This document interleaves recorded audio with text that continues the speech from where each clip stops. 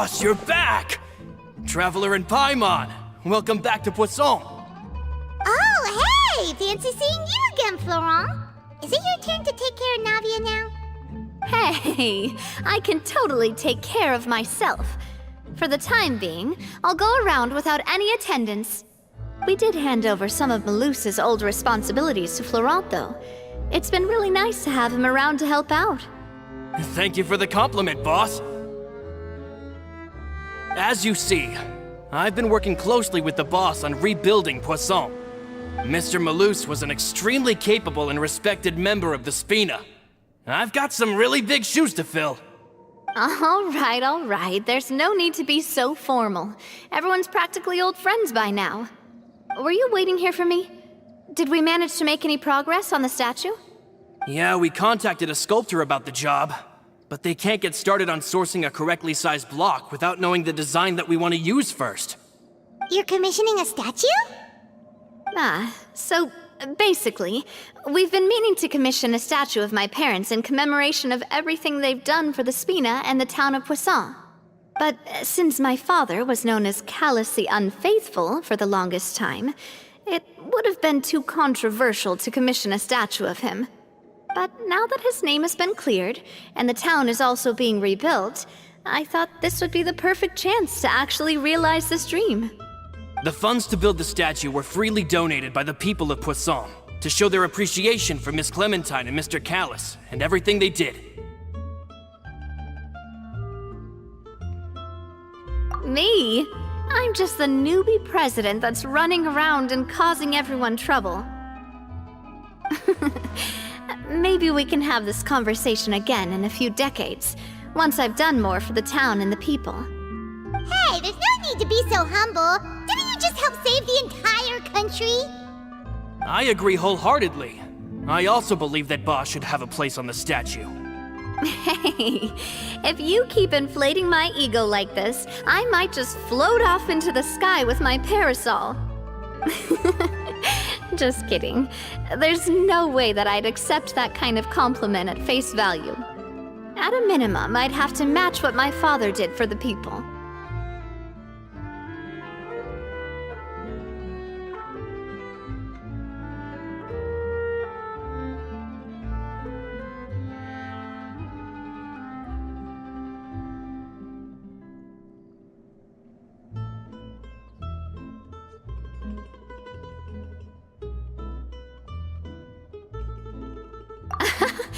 Thanks for the vote of confidence.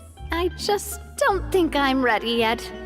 Anyway, Florent, now it's up to us to confirm the final design, right? We can ask the sculptor to start looking for a good block once we've decided on the poses for Miss Clementine and Mr. Callus. But we haven't had any real discussions yet on the possible designs. I feel like I should get a few promising designs first, and then send them over to you to review. There's no need for all that. Let's decide on a design right now. Hey, you! Come over here with me.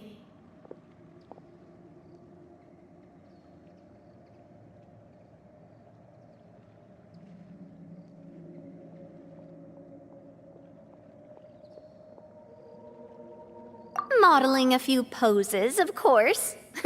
Here, just pretend to be Callus, and I'll be Clementine. Didn't you say on the boat that Callus and Clementine sounded like great partners? Well, then there's no one better to fill this role than my most valuable partner. Florent, let's grab some reference shots. You've got it, boss. I'll go get the camera. Well, what do you think? Got any ideas?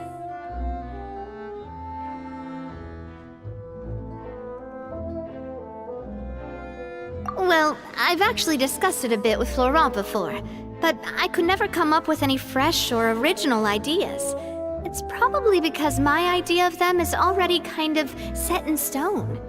So, I want to pick your brain for a bit and see if you can come up with some new and interesting ideas.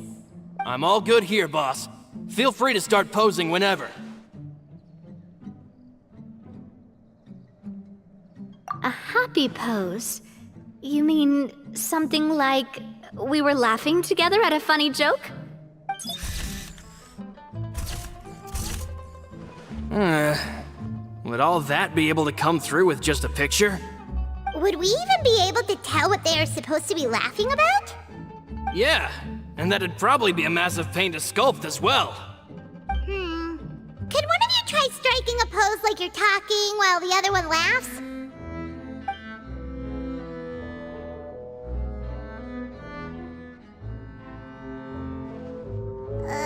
That actually sounds pretty hard to pull off. Forget it, let's try something else. By that, do you mean as if we were standing on a boat and looking out at the sea? Sure, let's give that a try. Whoa, you really remind Paimon of a captain and their first mate.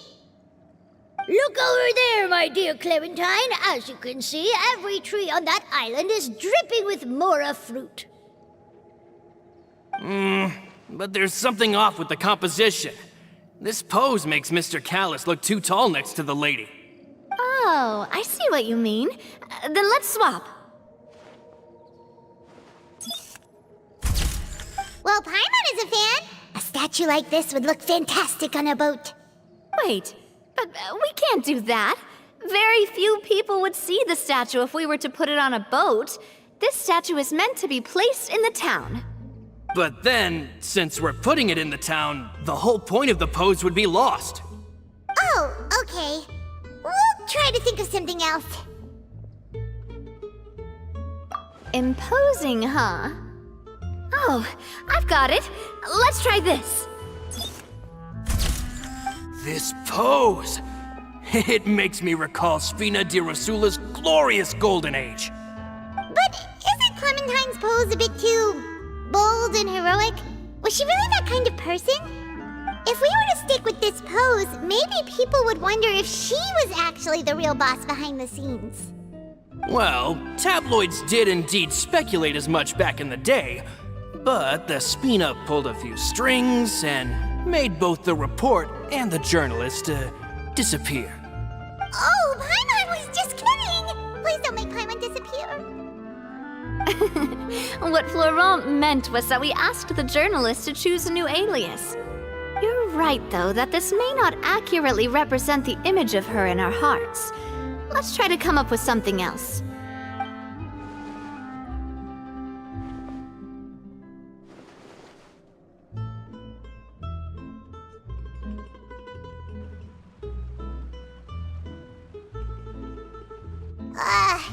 We tried a bunch of different ideas, but none of them felt right. Paimon's all out of brain juice now, too. Oh, don't worry. We still got a lot of reference shots out of the session, and each of them can be considered to be a souvenir in their own right. Let's just keep the ideas we tried as backups. Man, if I knew I was going to do a photo shoot with the Traveler, I would have prepared a lot of outfits and props ahead of time. Oh, outfits! Oh, that's the errand I forgot back in the city. Do either of you still remember that girl? The girl I went to see with you two. Her name is Adele. Oh, Paimon remembers her. She was the one that we met while investigating Mr. Callus's case, right?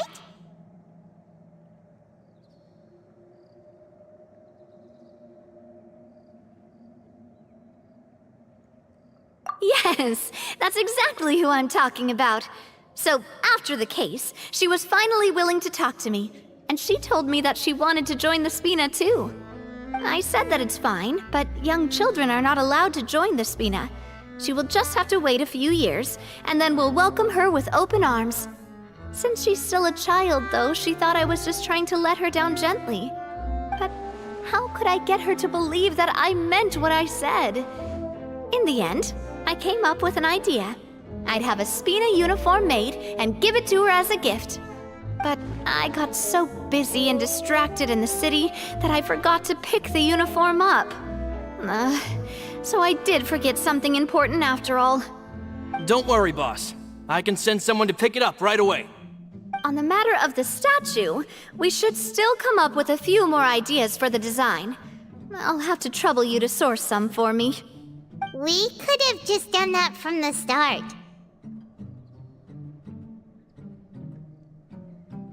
Yeah, you're right. They'll have some value as souvenirs at least.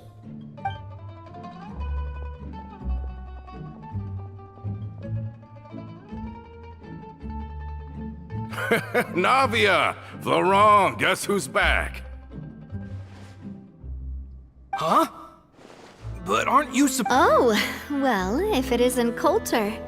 Back already from the Fortress of Meripede? That's right. I finally finished serving my time. Gotta say, turns out I was a lot tougher than I thought. After I got out, I immediately made a beeline back to Poisson.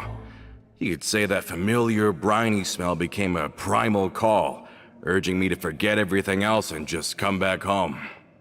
You wouldn't believe how much I've missed Melissa's grilled fish. I dreamed about it every time I had to get a welfare meal down there underneath the sea. It's good to have you back, Coulter. You look as well as ever. And this guy is? Let me introduce you. This is Coulter, another of Spina di Rosula's members.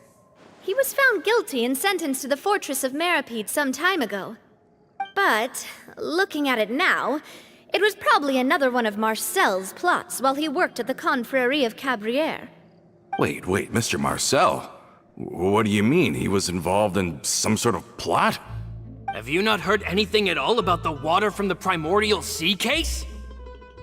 Well, I know that Fontaine got flooded, but then the water levels miraculously receded. I thought that was all there was to it and didn't care to ask for any more details. Do you mean Mr. Marcel was somehow involved with all that? Oh, looks like we'll have to explain everything from the top. That case, a lot of things have happened in Poisson since then. First things first, let me introduce you to these two. They're my most trusted partners, and they've been with me through thick and thin. Now you could call them Spina di Rosula's VIP helpers.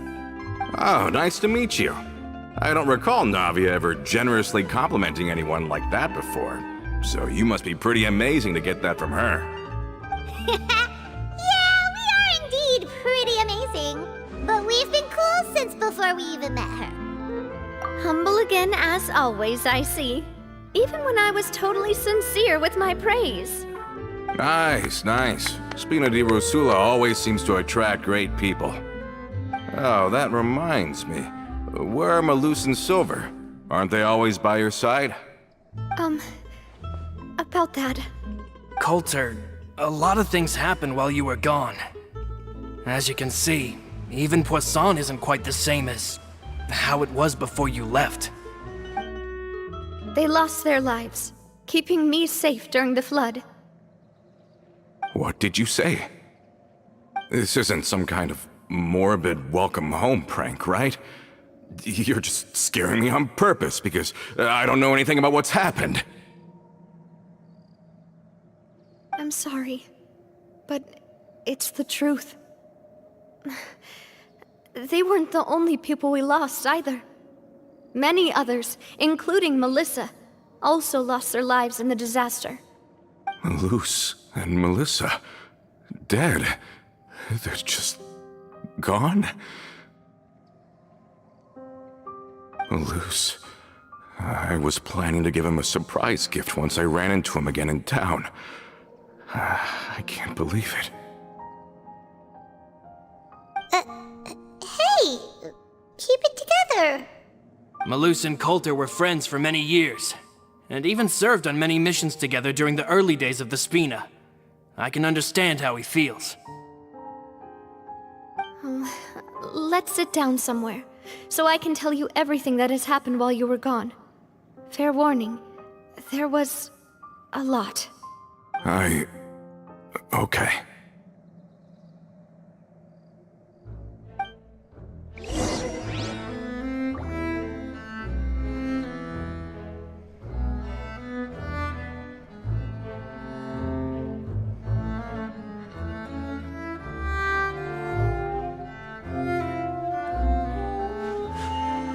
A blade embraces its duty, as a jeweler cherishes their gems.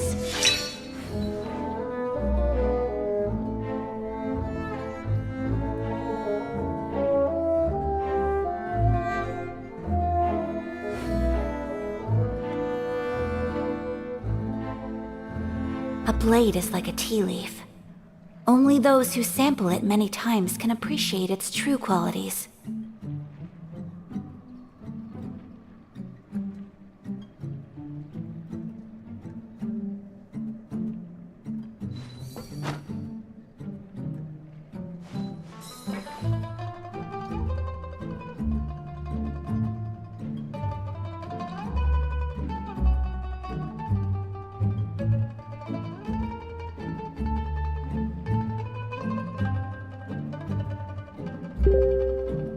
So this is a day in the life of the traveler. I'm learning more about you all the time.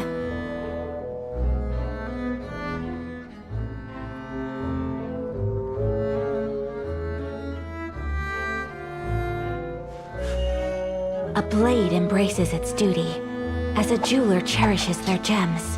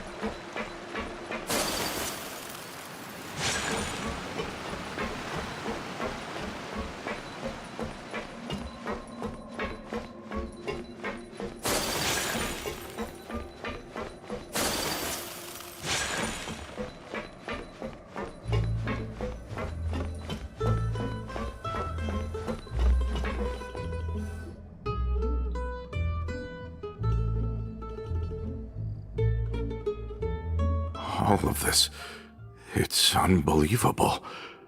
I can't believe that those stories were real.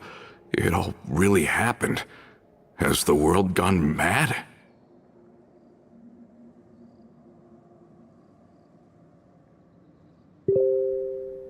I think you and I both feel the same way about the profound tragedy of Melusa's loss.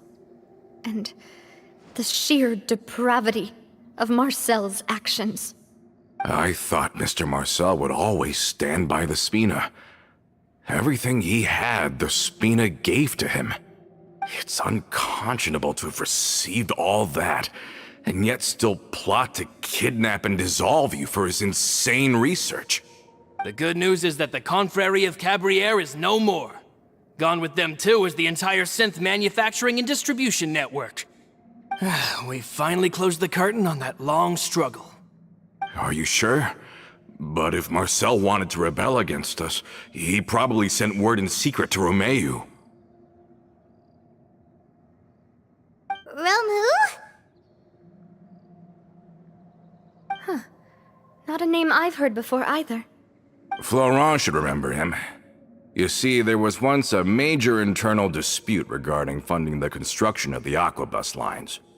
Romeu was the leader of the faction that thought such a vast sum of mora would be better spent improving the town of Poisson.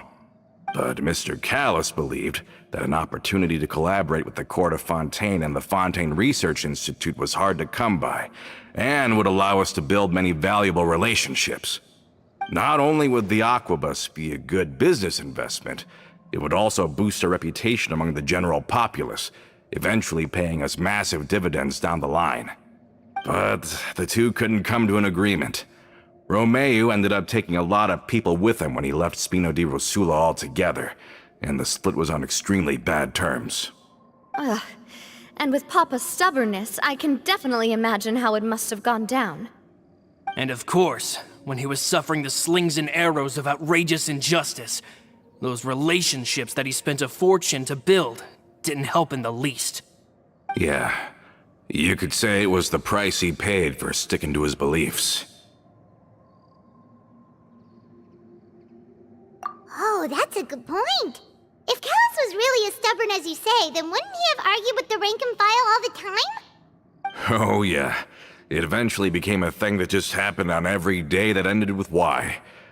But Navia, boss, you might not know this, but he wasn't always like that.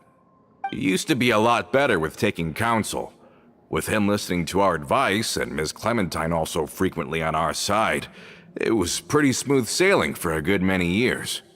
But on the matter of the Aquabus, even Ms. Clementine completely stood by Mr. Callis' side. I never knew. But from my perspective, Romeu's position had a lot going for it. Couldn't they have sat down and talked it out? I think the Aquabus was just the straw that broke the camel's back. On that topic, they eventually came to a rather radical conclusion. They believed that Miss Clementine lost her ability to serve as an impartial mediator when she became pregnant with Callus's child. So, they thought she had betrayed them? But that doesn't make any sense. Before she was their mediator, my mother was also her own person, and a member of the Spina. She should have the right to take any side she wished. Yeah, but to them, even taking a side was betrayal enough. They felt like their voices could no longer be heard once their sole mediator had gone over to the other side. Of course, Ms. Clementine then passed away, and Mr. Callus began to regard the completion of the Aquabus project as her final wish. With that, the last hope of reconciliation was gone. So that's what happened. From that point on, Romeu and his people cut ties with the Spina, and never gave us any kind of professional or personal courtesy ever again. Perhaps they've regarded us as enemies ever since they left.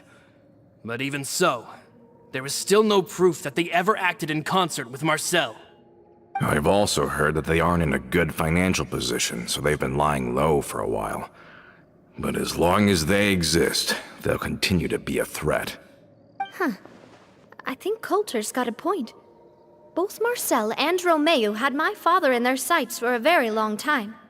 Even though Marcel's faction has been dissolved, we still don't know anything about Romeu's whereabouts. If they're still trying to get revenge on us, with how distracted and vulnerable we are, now would be the best time. Good thinking, boss. We should keep an eye on them at all times. I'll let my men know right away.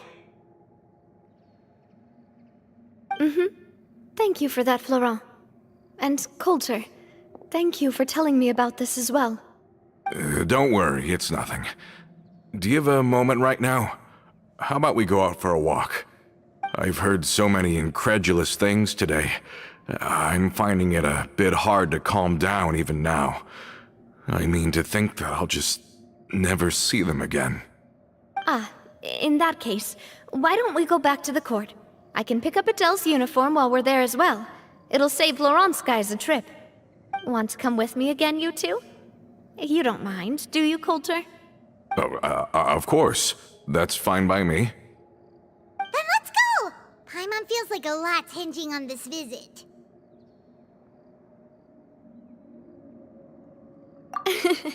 We really are the best of partners. Come on, let's go.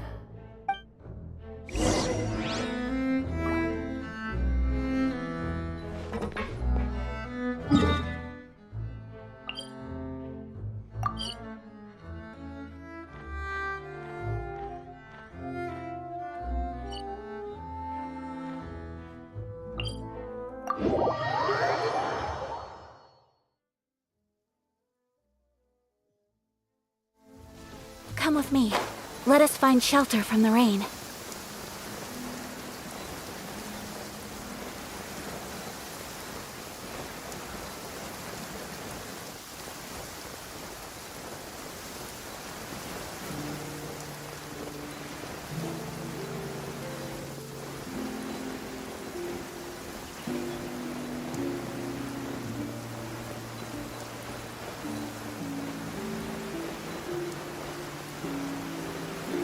Are we not taking the boat this time?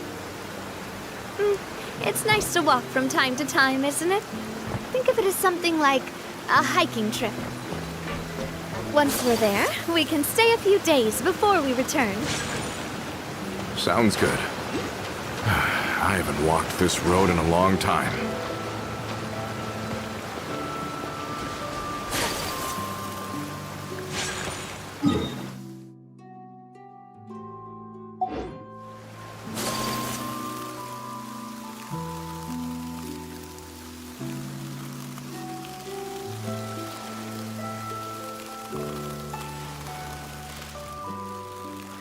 There's a pleasant breeze.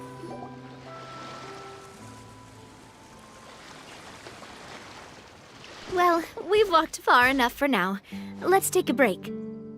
Since we're out for a walk, we shouldn't stress too much about the destination. I've grown old, so I'm not as fit as before. It's a good thing that at least my work down in the fortress was quite the workout. Well, Paimon thinks you're doing great. We didn't have to slow down for you at all. Back in the days before the aquabus lines were built, we often had to hike north with our goods, then catch a boat to the court. Malus and I must have traveled this way hundreds of times. When we were tired, we would lay down for a while on the grass, and when we were hungry, we'd catch a fish or two. The Spina was still on the rise back then. Mr. Callis was generous, and everyone had the chance to strike it rich. So, of course, we all worked really hard. And now, in the blink of an eye, the aquabus lines have been built, and this road has fallen into disuse. Oh, I know. I was just being a little nostalgic. Then let's stay here a bit longer. Anyone want snacks? Oh, is this another chance to try some of Navia's macarons? Paimon's been dreaming of them. Yep, I figured you wouldn't say no to a few more. Oh, wait. Let me check if I have all the ingredients. Malus and Silver used to take care of tasks like this. Okay, the stove's looking good. And as for the ingredients, seems like we're all out of flour and sugar, the two most important ingredients of all. Oh, would you? Oh, but it would be too much to ask you to go on a trip just for those. We should contribute to making the macaron too. Don't worry, we cook out in the wild all the time, so she should have some stuff on hand. Oh, that's great. Then I'll leave the ingredient gathering to you. As long as we have some sweet flowers and wheat, I can start the baking. Then I'll go look for some boxes nearby for a makeshift table and chairs. Great. Then I'll prep the stove. Let's get to work, everyone.